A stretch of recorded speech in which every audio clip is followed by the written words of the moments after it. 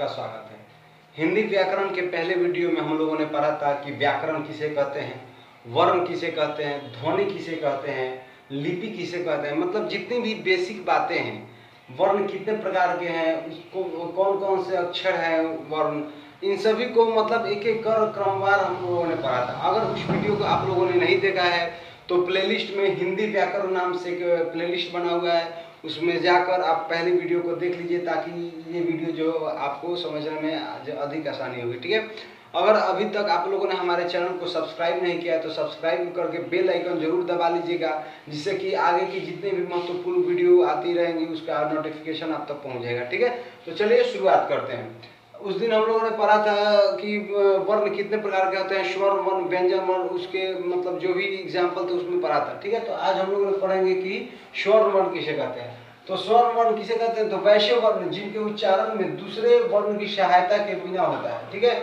मतलब वैसे वर्ण जिनका उच्चारण किसी भी अन्य वर्णों की सहायता के बिना होता है उसे क्या कहते हैं, स्वर वर्ण कहते हैं। जैसे कि एग्जाम्पल में आप लोग देख सकते हैं कि मैंने लिखा हुआ है अ आ ई, अर्थात कहने का मतलब ये हुआ कि अ इसमें किसी वर्ण का उच्चारण हो रहा है, इसके पीछे जैसे कि क, तो क पर है तो क में अ का उच्चारण मतलब उसमें छुपा हुआ है अ, लेकिन अ में कोई भी मतलब ऐसा कोई अक्षर नहीं है जो छुपा हुआ है। ठीक है, तो ये जितने भी हैं स्वर वर्णों की संख्या कितनी होती है, 11 होती है। इसको भी ध्यान में रखना है, पिछले वीडियो में हमने इस बात को बताया था। ठीक है, तो ये मतलब स्वर वर्ण 11 है।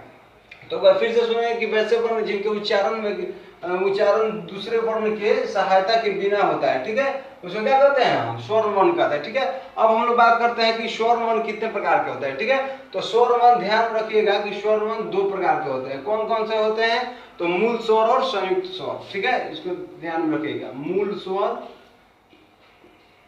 और संयुक्त स्वर, संयुक्त स्वर।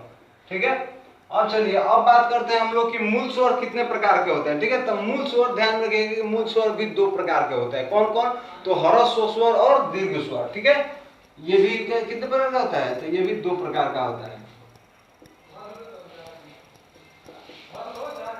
ह्रस्व और कौन सा होता है, दीर्घ। ठीक है, इसको ध्यान में रखिएगा। अब चलिए अब बात करते हैं कि ह्रस्व स्वर कौन कौन सा है और दीर्घ स्वर कौन कौन सा है। तो अब चलिए इसमें ध्यान देने योग्य बात यह है कि 11 स्वर वर्ण है। तो 11 स्वर वर्णों में से कौन कौन से स्वर वर्ण ह्रस्व है, कौन कौन से दीर्घ है और कौन कौन से संयुक्त स्वर है। ठीक है, तो चलिए उसको हम लोग ध्यान देंगे उस पर।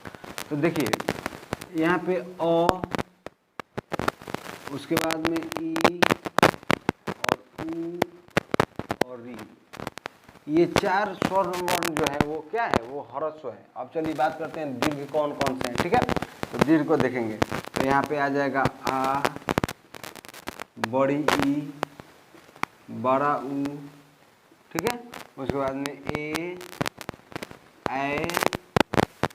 उ और औ हो जाएगा लास्ट में। ठीक है, ये क्या हो जाएंगे, ये जो अ ई उ री जो हो गया वो ह्रस्व हो गया, और आ, बड़ी ई, बड़ा ऊ, ए उ औ ये क्या हो गया, दीर्घ हो गया।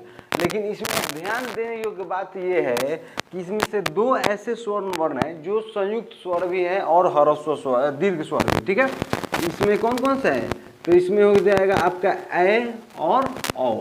ठीक है, इसको ध्यान में रखना है। ठीक है, ये 2 ऐसे स्वर वर्ण हैं जो क्या है, ये दीर्घ स्वर भी है और क्या है, ह्रस्व स्वर भी। ठीक है, संयुक्त स्वर भी हैं।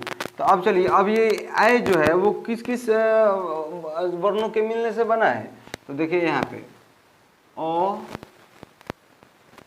अ प्लस ए बराबर क्या होता है, आय होता है। ठीक है, अब देखिए यहाँ पे अ प्लस ओ मिलने से क्या बनता है, औ बनता है। ये क्या है, ये दोनों जो है वो क्या है, ये दोनों संयुक्त स्वर भी हैं, ए और औ ये दोनों संयुक्त स्वर भी हैं और दीर्घ स्वर भी। ठीक है, तो आशा करता हूं कि यहाँ तक आपको समझ में आ गया होगा। अब हम लोग बात करते हैं व्यंजन वर्ण की। ठीक है, कि व्यंजन वर्ण किसे कहते हैं। ठीक है, तो देखिए व्यंजन वर्ण किसे कहते हैं, व्यंजन वर्ण। तो इसकी परिभाषा की अगर हम बात करेंगे तो इसकी परिभाषा देखेंगे कि व्यंजन वर्ण किसे कहते हैं। तो वैसे वर्ण जिनके उच्चारण में स्वर्ण वर्ण की सहायता ली जाती है, जैसे क। तो क क्या है, व्यंजन वर्ण है, लेकिन इसमें ध्यान दीजिए कि अ आ रहा है लास्ट में। इसका मतलब क्या है कि इसमें स्वर्ण वर्ण छुपा हुआ है। ठीक है, मान लीजिए च, तो च में क्या है, च जो है व्यंजन वर्ण हो गया, और लेकिन उसमें अ छुपा हुआ है। इसका मतलब क्या है कि स्वर्ण वर्ण छुपा हुआ है।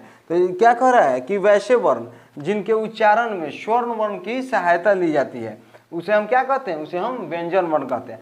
अब बात यहाँ पे प्रश्न यह उठता है कि व्यंजन वर्ण कितने प्रकार के होते हैं। ठीक है, इसके तो ध्यान दीजिएगा, यहाँ पे व्यंजन वर्ण 3 प्रकार के होते हैं। ठीक है,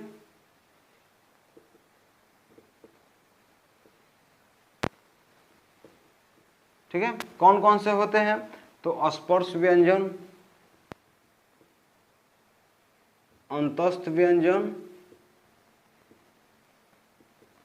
और कौन सा लास्ट, तो ऊष्म व्यंजन। ठीक है, ये 3 व्यंजन है। कौन कौन से हैं, स्पर्श, अंतस्थ और ऊष्म। तब इसमें कौन कौन से आ गए, तो इसमें आ जाता है आपका कवर्ग, यानी कि क से अंग तक। ठीक है, इसमें आ जाएगा चवर्ग, टवर्ग, तवर्ग, और लास्ट क्या हो जाता है, पवर्ग। ठीक है, उसमें आ जाएगा आपका य, र, ल और व। ठीक है, 4 इसमें आ जाता है और 4 इसमें आ जाता है, तालाब स, मूर्धन्य स, दंत स और ह। ठीक है, अब इसमें बच जा रहा है 4 ऐसे अक्षर जो है, जैसे अक्ष, त्र, ज्ञ और श्र। तो ये 4 ऐसे अक्षर हैं जिनकी मतलब दो अक्षरों के, दो वर्णों के मिलने से इनका जो है सो उच्चारण हुआ है। ठीक है, इसका निर्माण हुआ है। तो इसका हम लोग बात अगले वीडियो में करेंगे। साथ में हम लोग उच्चारण स्थान के बारे में बात करेंगे कि जैसे कि तालु से किस चीज़ का उच्चारण होता है, मूर्धा से किस चीज़ का उच्चारण होता है, दंत से किस चीज़ का उच्चारण होता है। तो अगर ये हमारा वीडियो आपको पसंद आए तो हमारे चैनल को सब्सक्राइब कर लीजिए। धन्यवाद।